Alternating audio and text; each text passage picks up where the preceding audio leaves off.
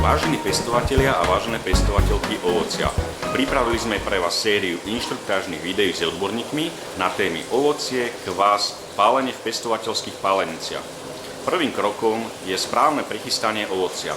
Odovzdávam slovo dlhoročnému odborníkovi, pánu Jozefovi Beňovi staršiemu z pestovateľskej pálenice vo Veľkých Bieliciach, okrek Partizánske. Nech sa páči.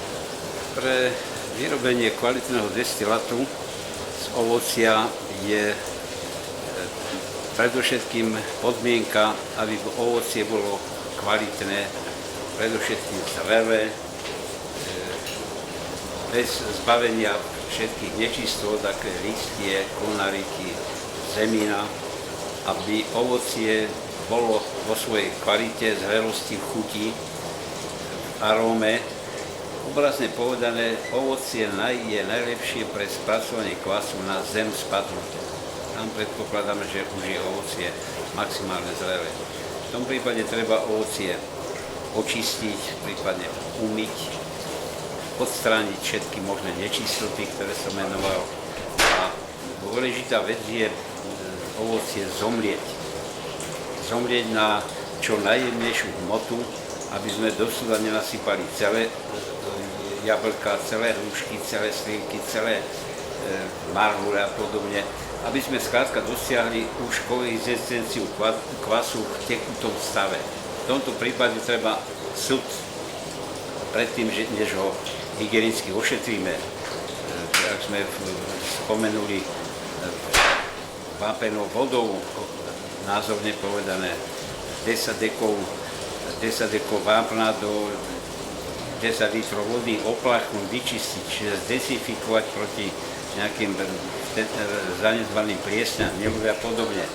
Do toho uložiť kvas, zakryť fóliou dekov, to je tým, aby sme nedostali do ovocia atmosférický kyslík, ktorý nám jeho prítomnosť spôsobuje hnilobný pliesňový proces. Tomuto sa vyhnúť a takto pripraviť kvasku a teplotou samozrejme minimálne sa snažiť 15 stupňov Celzia a tak ho pripraviť ku skvaseniu. Pán Beňo, kto môže priniesť ovocie do pestovateľskej pálenice? Do pestovateľskej pálenice prevažne si donášajú pestovatelia ovocia, teda záhradkári, pracujúci v zbere ovocia, a tento má limitovaný objem výroby ovocného destilátu. Naší podmienka je to súčasne 43 litrov absolutu v ročnom prevedení. To ročné obdobie sa ráta v našich podmienkach na Slovensku. Je sezóna, ktorá začína 1. júlom a končí 30. júnom budúceho roku. To je to obdobie, ktoré určuje pestovateľovi ten objem tých 40 litrov absolútu na výrobu destilátu. Akým spôsobom sa dá zistiť cukornatosť ovocia? Cukornatosť ovocia zistujeme predovšetkým pred jeho mretím, šrotovaním a uložením do kvasnej nádoby.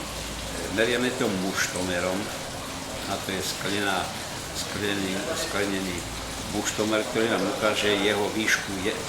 Nám ukazuje napríklad u jablk 14-15 mg cukru, hrušky sú niečo sračie, slivky majú ešte vyššiu cukornatosť, hrozno ešte vyššiu, ktorá dosahuje až 17, 18, 20 mg cukru.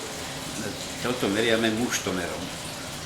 Potom po priebehu kvasenia sme schopní merať jeho postup kvasenia a dokvasenia cukromerom.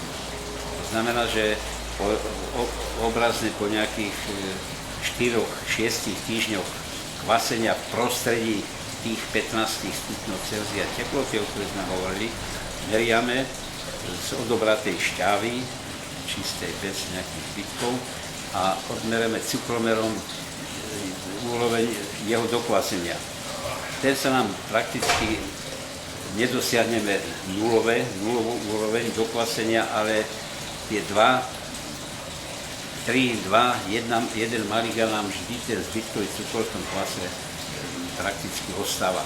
A ten dokážeme zistiť meraním cukromerom. Čo je taká dobrá odporúčaná aj pomôcka, taká laická, je, že si do skúmavky alebo obyčajnej flašky nalejeme čistého už odkvaseného obsahu kvasu a uvedieme ho do zvýšenej teploty. Hneď zbadáme, že či nám kvas ešte kvasí, teda bublinkovaním, alebo už vidíme, že je kvas dokvasený. Pokiaľ nám ešte kvasí, vydržíme nejakých niekoľko dní, prípadne týždeň, dva na jeho dokvasenie a taký kvas už je pripravený pre destilovanie.